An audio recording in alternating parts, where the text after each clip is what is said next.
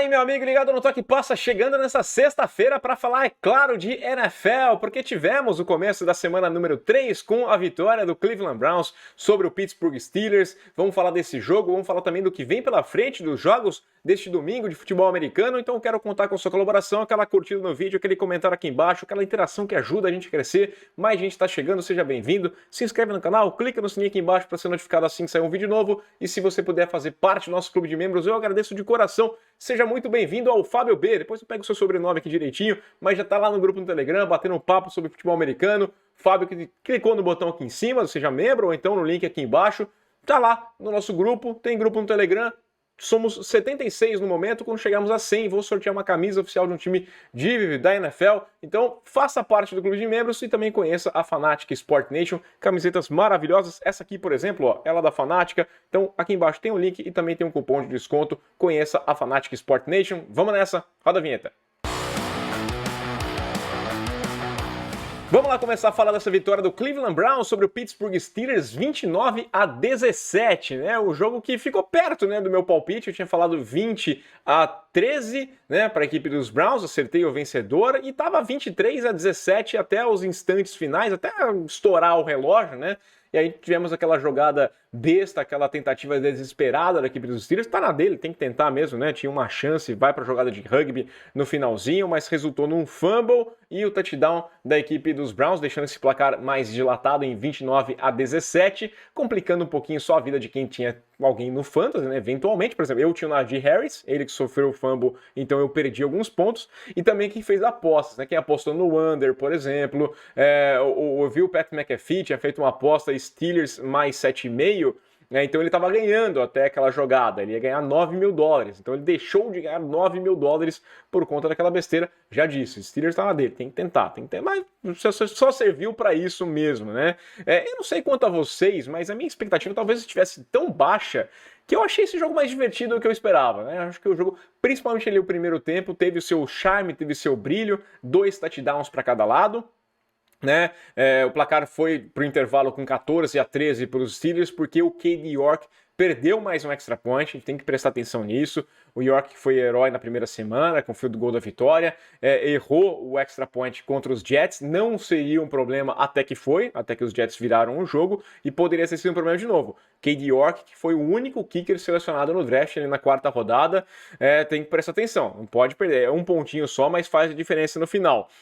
Mas foi um primeiro tempo interessante, né? Como eu falei, esses 2 touchdowns, a recepção do Pickens, né? Uma jogada maravilhosa, vai buscar lá atrás com a mão. A gente sempre fala daquele lance do Odell Beckham, né? E é o jeito que ele vai buscar lá atrás a bola com uma mão só. Tô vendo até aqui a cena de novo, né? Infelizmente não posso passar, senão a NFL tira o vídeo do ar, mas maravilhosa, né? O maior ganho de jardas em uma jogada da equipe dos Steelers nessa temporada, 36 jardas, e muito mérito do camisa 14, né? O passe não é assim tão bem colocado, é o atleticismo, né? A capacidade, a habilidade do jogador. Foi apontado por muita gente como um candidatíssimo a levar o prêmio de calouro ofensivo da temporada, mas eu acho que para isso ele precisa ter um quarterback melhor e também um ataque melhor como um todo, né? A gente tem que descer o pau aqui no Matt Canada. O trabalho como coordenador ofensivo cara, como é chato ver o ataque do Pittsburgh Steelers, como é modorrento, é de uma nota só.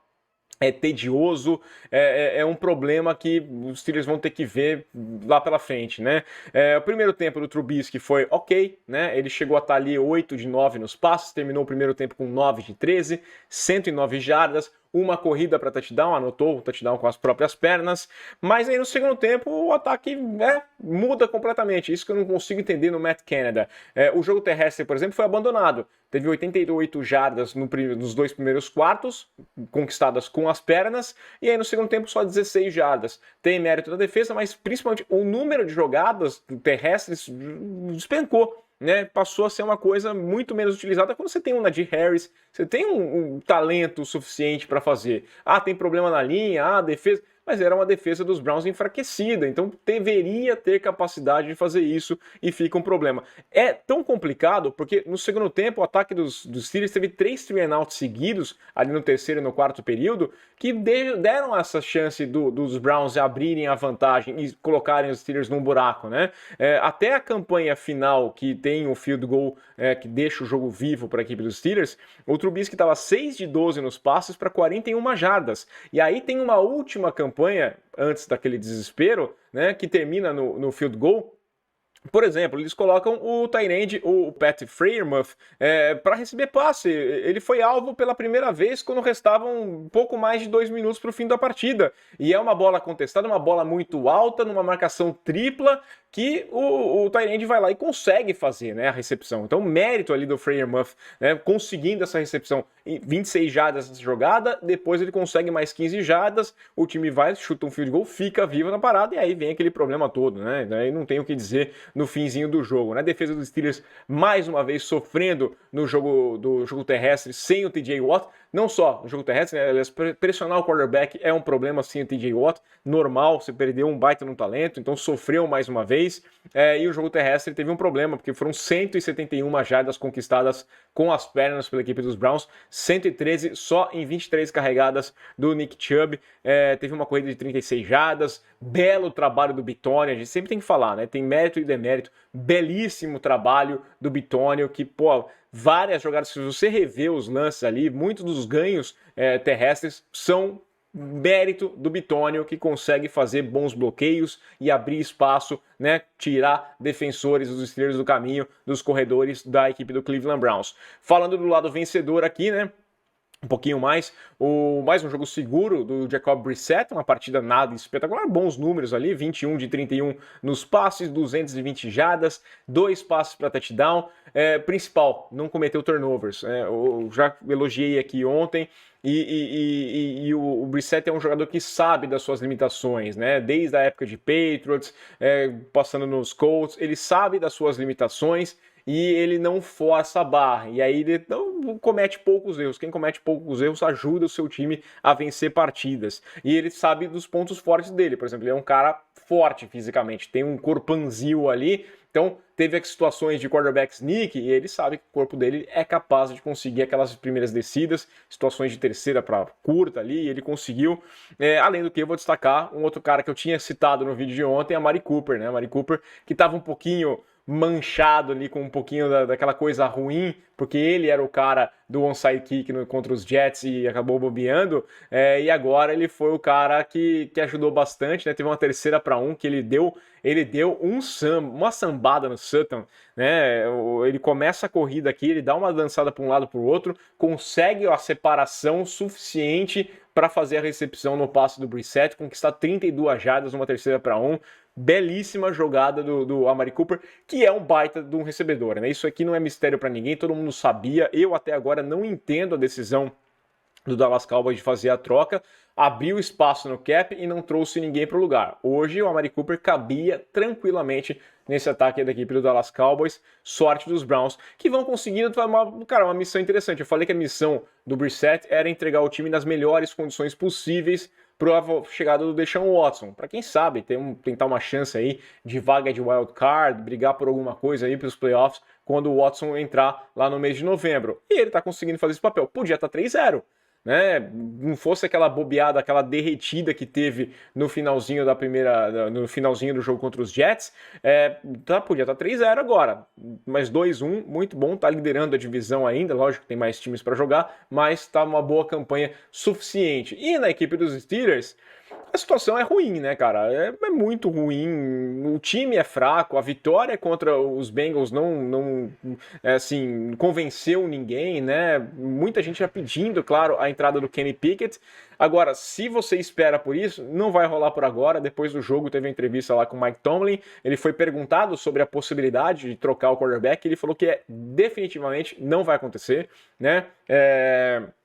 E olhando a tabela pode ser melhor. A equipe dos Steelers tem um tempinho a mais para se preparar. No outro domingo vai encarar a equipe dos Jets. É um jogo vencível, um jogo cabível de se imaginar uma vitória. Mas depois tem uma sequência, amigo, que é das mais complicadas. É Bills fora de casa, aí tem um jogo em casa contra os Bucks, e sai para enfrentar os Dolphins e os Eagles antes da bye week. Então, deixa o Trubisky aí, provavelmente vai tomar uma paulada atrás da outra nessas semanas, vai para a bye week e aí o Pickett assume a titularidade e vai ser o jogador da equipe, o quarterback da equipe dos Steelers, porque, né, convenhamos, mas tem que mandar o Matt Canada embora também, tá? O Trubisky é fraco, é ruim, né, não é nada, é o mesmo Trubisky lá da equipe do Chicago Bears, mas Matt Canada, olha, meus parabéns, que trabalhinho, ó, ficou uma... Vamos lá então agora falar dos jogos desse final de semana, começando aqui com o primeiro horário, né, horário às 14 horas do horário de Brasília, às 6 da tarde para mim aqui em Portugal, 1 da tarde nos Estados Unidos. Vou começar passando, cara, tem muito jogo interessante nessa tabela, porque tem muito time que tá 0-2 e tá com a corda no pescoço. Por exemplo, esse jogo entre Kansas City Chiefs e Indianapolis Colts é um jogo muito importante para a equipe dos Colts, que era para mim a favorita a levar a sua divisão, mas tem tudo para começar com 0-3, e aí a água bate demais, né? Começa a cobrir a cabeça da equipe dos Colts. O Frank Reich sabe que ele tá com o traseiro na reta nesse momento, porque um fracasso nessa temporada, para mim, é fim da linha para o Frank Reich. É um treinador que ficou no hot seat demais, ainda mais com esse começo muito ruim. Vai pegar um time do Mahomes que vem voando, que vem embalado, com 2 vitórias, descansado, porque jogou na outra quinta-feira ainda, teve um tempinho a mais de descanso. Então tem muita qualidade, muitas condições da equipe dos Chiefs saem com favoritismo, mesmo o jogo sendo lá em Indianápolis. Nesse mesmo horário vai ser difícil mudar. A gente vai ficar de olhinho aqui nesse jogo dos Chiefs, mas é claro que a atenção está lá focada na equipe do Buffalo Bills, encarando a equipe do Miami Dolphins, o jogo lá na Flórida, e esse é o grande jogo do dia. Questão de qualidade, né? Me parece ser um belíssimo duelo, porque nas 2 primeiras semanas os Bills não tiveram, não deram chance nenhuma para os adversários. Mas a gente pode questionar aqui, né? Aquela feijuca dos Rams na primeira semana, né? Um time que sofreu aí contra a própria equipe dos Falcons, mesmo tendo uma grande vantagem, depois quase dão aquela bobeada no final. E o Tennessee Titans, né? Um time que está muito abaixo da crítica, muito abaixo da qualidade, então não foi um grande desafio. Agora não, vai ter um bom desafio. Tanto no ataque quanto na defesa, a equipe dos Dolphins é um belo time, vem da virada espetacular contra Baltimore, mostrou algumas dificuldades no problema, alguns problemas no começo do jogo que não podem cometer contra os Bills, porque eu não acho que os Bills vão ter essa bobeada que os Ravens tiveram na semana passada. Então é um duelo que pode ser muito determinante, não só na briga pela AFC Leste, mas também por toda a AFC. São 2 dos times que se apresentam neste momento como os dois dos mais fortes da conferência. Então é um jogo particularmente muito interessante. Estou feliz que lá na ESPN que vai narrar é o Conrado. Estou felizaço, né? Meu parça Conca vai narrar esse jogo. Que ele que fez o Red Zone nas últimas 2 semanas. Eu vou até trazer ele aqui no Toque Passo um dia pra gente bater um papo, falar um pouquinho da loucura que é fazer esse Red Zone. Eu gosto desse jogo aqui dos Vikings contra os Lions, né? Os Lions, pô, um ataque que tá interessantíssimo, um jogo terrestre funcionando muito bem, é um time muito legal de se ver. Os Vikings tiveram uma boa primeira semana contra os Packers, mas uma semana 2 horrível, né? Decepcionante contra a equipe dos Eagles. Kirk Cousins fora dos holofotes, né, do prime time, tem a chance de responder e mostrar que é um time que é um quarterback capaz de levar esse time mais adiante. Então, uma boa primeira impressão dos Vikings, uma péssima segunda impressão dessa equipe lá de Minneapolis, e agora vai encarar os Lions, duelo de divisão, e os Lions que tá todo mundo empolgado, né? Perdeu a primeira semana para os Eagles, normal, né? Os Eagles dos favoritos na NFC, e depois ganharam, então tão embalados, é um time legal de se ver. Espero muitos pontos nessa partida. Nesse mesmo horário tem os Patriots recebendo o Baltimore Ravens, os Ravens que vêm da bobeada, tão tranquilo, Lamar treinou, Lamar vai pro jogo, vai ficar sossegado, não vai ter problema nenhum com o Lamar Jackson, vai jogar contra a equipe do New England Patriots, e é um problema pro New England Patriots, que ganhou dos Steelers, mas um time muito inconstante, com muitos altos e baixos, não me passou confiança nenhuma. Contra os Jets, contra os Dolphins na primeira semana, um jogo vencível, contra os Steelers, quase entregaram um jogo que a equipe dos Steelers estava o tempo inteiro falando, vai lá, ganha de mim, pelo amor de Deus, eu não vou fazer nada, e mesmo assim os Patriots bobeavam. Então é um jogo que tem um favoritismo claro para mim que da equipe do Baltimore Ravens, mas Bill Belichick a gente nunca pode descartar. Um jogo que passa a ser um pouco mais interessante é esse Bengals e Jets, né? O jogo acontece em Nova York, pela situação dos Bengals. Os Bengals perderam os 2 primeiros jogos e não se quiserem brigar na divisão, vão ter que ganhar, tem que dar uma resposta imediata. Pegam os Jets que estão mais embalados. Eu acho esses Jets mais fracos do que eles deveriam ser, né? Eu estou um pouco decepcionado com o trabalho do Robert Saleh, porque eu acreditava que nesse momento o time seria mais competitivo. Venceu semana passada? Sim, mas com muita bobeada da equipe dos Browns. Não vai ter um Browns toda hora na sua frente. A gente quer ver como é que vai funcionar essa linha dos Bengals, como é que o Joe Burrow se vai apanhar menos, né? Não vai sofrer aí, são 13 sacks em 2 jogos, não tem cabimento nenhum numa temporada, então a gente vai ver como é que vai ser essa resposta da equipe dos Bengals, enquanto os Jets, né, meio que franca atiradora. E também tem um jogo com 2 desesperados, né, que passa a ser também mais uma partida interessante. O do Red Zone na ESPN vai ser, no Red Zone, aliás, no Star Plus, vai ser a melhor opção para quem está no Brasil, o Red Zone, né, cara, porque não tem como. É muito jogo bom nesse horário pela situação dos times. Que falar desse Las Vegas Raiders visitando o Tennessee Titans? Os Titans com a água no pescoço e se afundando, e eu acho que é um time muito fraco. Mas os Raiders perderam 2 jogos, a entregada que deram a semana passada. Então esse jogo passou a ter uma importância muito maior. Quem perder nessa partida dificilmente vai ter alguma chance de brigar alguma coisa na temporada. Então é um jogo de extrema importância já na semana 3 para Raiders e Titans, né? Assim como é para os Bengals, assim como é para a equipe dos Colts. Então passou a ter muitos jogos ganhando muito mais relevância pelos placares adversos que a gente teve, e surpreendentes até nas primeiras semanas, né? O que falar dos Raiders semana passada, vencendo por 20-0, conseguir perder para a equipe dos Cardinals. Tem a equipe dos Eagles, acho que vai passar o trator para cima do Washington Commanders, não vejo muito duelo, por mais que o Carson Wentz vai enfrentar seu ex-time, até o Wentz falou, pô, não traz muita pressão nesse jogo aqui, que já não é expectativa, né? Pelo amor de Deus, o Commanders está num outro patamar com relação aos Eagles neste momento da temporada. Aí o segundo horário, a gente tem às 5h05 de Brasília, às 9h05 aqui para mim em Portugal, os Chargers recebendo a equipe dos Jaguars. Já falei bastante desse jogo, pela situação do Herbert, pela linha, pelo interesse desses Jaguars aí, que podem, por que não sonhar com uma vaga de playoff. O trabalho do Doug Peterson seria premiado com isso aí, na bobeada dos adversários.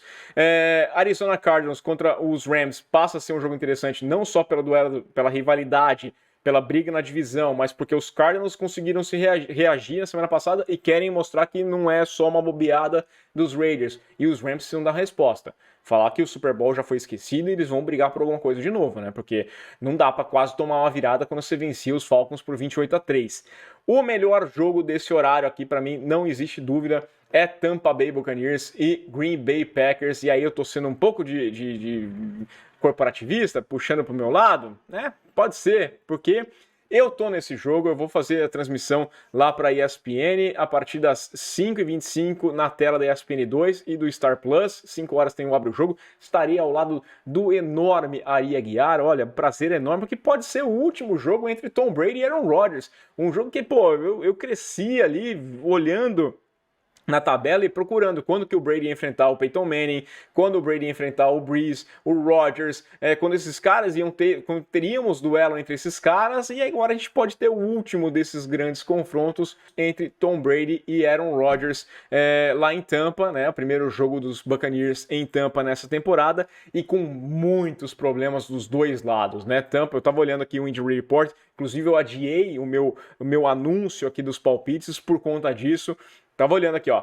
Tampa tem, não terá o Mike Evans suspenso, corretamente suspenso, e provavelmente não terá nem Julio Jones, nem Chris Godwin. O Jones tem um problema no joelho, não jogou a semana passada. O Chris Godwin tem um problema no posterior da coxa, também não jogou a semana passada. E os dois não treinaram nem na quarta, nem na quinta-feira. A gente vai aguardar o Injury Report dessa sexta-feira para saber definir a situação dos dois, mas não treinar os 2 primeiros dias, dificilmente a gente vai ter um desses caras em campo. Até o Russell Gage e o Perryman trabalharam com limitações ontem, então Mais um problema, a solução da equipe dos Buccaneers pode ser o Cole Beasley, que ainda nem está no elenco, né? Ele está fazendo parte lá do Practice Squad nesse momento, ele assinou com o Practice Squad, deve ser elevado ao elenco principal no final de semana, mas, cara, o cara que chegou agora, né? Não é nenhum astro, nenhum gigantesco jogador, mas fez o seu caminho ali e pode ser alternativa para o Tom Brady. O Donovan Smith, pelo menos, né, jogador de linha ofensiva, pode reforçar a linha. Ele que não jogou a semana passada, voltou a treinar ontem, mesmo de forma limitada, então é uma boa perspectiva. Já do lado dos Packers, a gente tem vários problemas aqui, ó, olhando aquela listinha. Randall Cobb não treinou nem ontem, nem quarta-feira, 2 dias fora. Apareceu lá como illness, né, doença, então não trabalhou, a gente não sabe o que está acontecendo com ele. O Allen Lazard, problema no tornozelo, ficou limitado na quarta-feira, não treinou ontem. Sammy Watkins e Chris Watson, ambos com problemas no posterior da coxa, ficaram limitados na quarta-feira e não treinaram na quinta-feira.